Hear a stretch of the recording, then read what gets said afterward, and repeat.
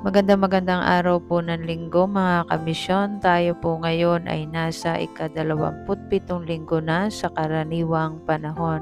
Nasa buwan ng Oktubre, ika-8 araw, taong 2023. Ang unang pagbasa po natin ay mula sa aklat ni Propeta Isaías. Ako ay aawit sa sinta kong mahal tungkol sa nangyari sa kaniyang ubasan. Mayroong ubasan ang sinta kong mutya sa libis ng bundok na lupay mataba.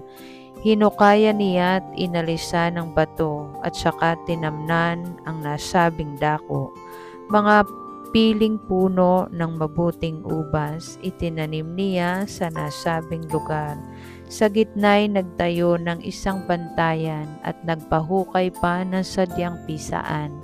Pagkatapos nito ay naghintay siya na ang kanyang tanim ay magsipamunga. Ngunit ano ito, pagdating ng araw, ang kanyang napitas ay ubas na ligaw. Kaya't kayo ngayon, taga-Jerusalem, at gayon din kayo, mga taga-Huda.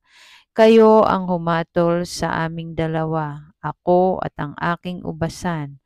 Ano pa ang aking nakaligtaang gawin sa aking ubasan? Bakit nang ako'y mamitas sa itinanim kong mabubuting ubas, ang nakuha ko ay ubas na ligaw?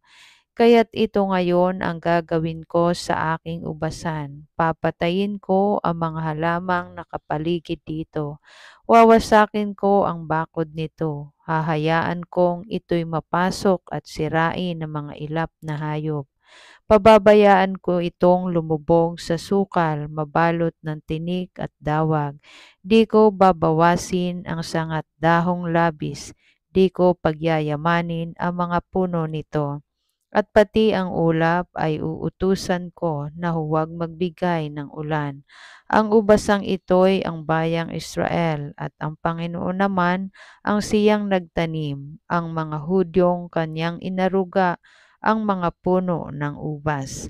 At kanyang hinintay na ito'y gumawa ng mabuti, ngunit naging mamamatay tao. Inaasahang magpapairal ng katarungan, ngunit panay pang-aapi ang ginawa. Ang salita ng Diyos. Salamat sa Diyos.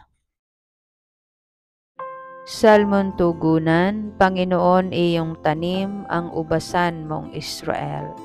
Mula sa Ehipto, ikaw ang naglabas ng puno ng ubas saka itinanim. Sa lupang dayuhan matapos ang tao mo'y palayasin. Hanggang sa ibayong dagat, ang sangang malabay, nito'y nakaabot. Pati mga ugat, humabang mabutit, umabot sa ilog.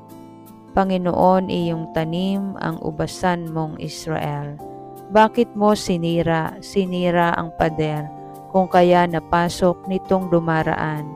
Pinipitas tuloy yaong bunga nitong tanim na naturan. Mga baboy damong nagmula sa gubat, niluluray itong walang pakundangan. Kinakain ito ng lahat ng hayop, pawang nasa parang. Panginoon, iyong tanim ang ubasan mong Israel.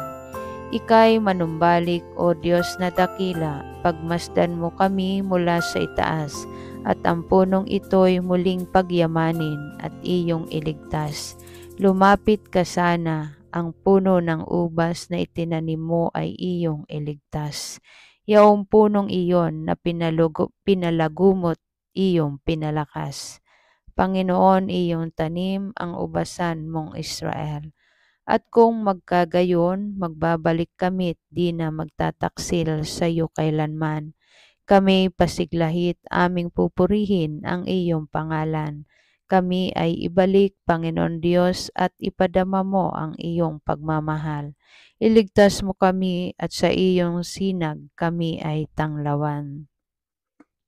Panginoon, iyong tanim ang ubasan mong Israel. Ang ikalawang pagbasa po natin ay mula sa sulat ni Apostol San Pablo sa mga taga-Pilipos. Mga kapatid, huwag kayong mabalisa tungkol sa anumang bagay. Sa halip ay hingin ninyo sa Diyos ang lahat ng inyong kailangan. sa pamamagitan ng panalangin may pasasalamat at ang di malirip na kapayapaan ng Diyos ang mag-iingat sa inyong puso at pag-iisip sa pamamagitan ni Kristo Jesus. Sa wakas, mga kapatid, dapat maging laman ng inyong isip ang mga bagay na karapat-dapat at kapuri-puri, mga bagay na totoo, marangal, matuwid, malinis, kaibig-ibig at kagalang-galang. Isagawa ninyo ang lahat ng inyong natutuhan, tinanggap, narinig at nakita sa akin. Kung magkagayon, sa inyo ang Diyos na nagbibigay ng kapayapaan. Ang salita ng Diyos. Salamat sa Diyos. Mga kamisyon, ang mabuting balita naman po natin ay mula sa Ebanghelyo ni San Mateo, Kabanata 21, talata 33 hanggang 43. Noong panahong iyon, sinabi ni Jesus sa mga punong saserdote at matatanda ng bayan, "Pakinggan ninyo ang isa pang talinghaga. May isang taong nagtanim ng ubasan sa kanyang bukid at ito'y binakuran niya. Gumawa siya roon ng pisaan ng ubas at nagtayo ng isang mataas na bantayan. Pagkatapos kanyang iniwan sa mga kasama ang ubasan at siya'y nagtungo sa ibang lupain. Nang dumating ang panahon ng pitasan, pinapunta na may-ari ng ubasan ang kanyang mga alipin upang kunin sa mga kasama ang kanyang kaparte. Ngunit sinunggaba ng mga kasama ang mga alipin, binugbog nila ang isa, pinatay ang ikalawa at binato naman ang ikatlo. Pinapunta uli ng may-ari ang mas maraming alipin, ngunit gayon din ang ginawa ng mga kasama sa mga ito. Sa kahuli-hulihay, pinapunta niya ang kanyang anak na lalaki. Igagalang nila ang aking anak, wika niya sa sarili. Ngunit nang makita ng mga kasama ang anak, sila'y nag-usap-usap. Ito ang tagapagmana, "Hali kayo, patayin natin nang mapasa atin ang kanyang mamanahin." Kaya't siya'y sinunggaban nila, inilabas sa ubasan at pinatay. Pagbalik ng may-ari ng ubasan, ano kaya ang gagawin niya sa mga kasamang iyon? Sumagot sila, "Lilipulin niya ang mga buhong na iyon at paalagaan ang ubasan sa ibang kasama na magbibigay sa kanya ng kaparte sa panahon ng pamimitas." Tinanong sila ni Jesus, "Hindi pa ba ninyo nababasa ang talatang ito sa kasulatan? Ang batong itinakwil ng mga tagapagtayo ng bahay ang siyang naging batong panulukan. Ginawa ito ng Panginoon at ito'y kahanga-hanga. Kaya nga sinasabi ko sa inyo, hindi na kayo ang paghaharian ng Diyos, kundi ang bansang maglilingkod sa Kanya ng tapat." Ang mabuting balita ng ating Panginoon. Pinupuri ka namin, Panginoong Hesukristo. Muli, magandang araw po ng linggo sa ating lahat, mga kamisyon. Ating pong pagnilayan ang narinig nating mabuting balita sa araw na ito. Ang mga manggagawang alipin sa mabuting balita ay nabigyan po ng pagkakataong makapamuhay ng maayos dahil sa kagandahang loob ng may-ari ng lupa. Subalit ano po ang kanilang ginawa bilang kapalit? Sila'y naging mga walang awa at puso. Ito ay isa lang sa halimbawa na kung papaanong tinatalikda ng mga masasamang tao ang Diyos. Ang makita ang kabutihan ng Diyos ay lubhang mahirap para sa kanila na pinagkatiwalaan ng may-ari ng upasan. Sa halip na maging mga mabubuting katiwala, sila'y hindi mapagkakatiwalaan at hindi marunong magpasalamat sa mga biyayang kanilang natatanggap. Inalis nila ang kabutihan sa kanilang puso at pinanatili pa ang mga masasamang pag-iisip at gawain. Ang batong itinakwil ng mga tagapagtayo ng bahay ang siyang naging batong panulukan.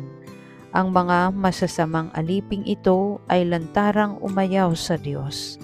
Ang kabutihan at awa na may-ari ng ubasan ay walang hanggan, ngunit wala pa ding kabuluhan sapagkat tinanggihan nila ang kabutihan at awa ng Diyos. Marami pong tao ngayon ang hindi pa makita ang mga pagkilos ng Diyos sa kanilang buhay. Tila sila'y mga wala ng pakialam at pakiramdam sa paanyaya ng Diyos na magmisyon sa kaniyang ubasan. Ang paniniwala sa Diyos ay nangangahulugan po ng pagsunod sa kaniyang kalooban. Kapag iniisip ng tao na mas mataas siya kaysa sa Diyos, ito na ang katapusan ng ugnayan sa Diyos at ng tao. Kailangan tanggapin ng tao na hindi siya Diyos, na kailanmay hindi siya magiging perpekto sa pansarili lamang na batayan, bagkus ay sa pananampalataya lamang sa Diyos. Babawiin ng Diyos ang mga biyayang pinagkatiwala sa mga irresponsable at mga walang pusong katiwala, at sa halip ito'y ibibigay naman sa mga katiwalang nagsusumikap na mamunga ng sagana. Tayo ay tinawag ng Diyos na mamunga ng masagana sa mga biyayang ating tinanggap upang maibahagi sa iba alang-alang sa kaluwalhatian ng kaharian ng Diyos.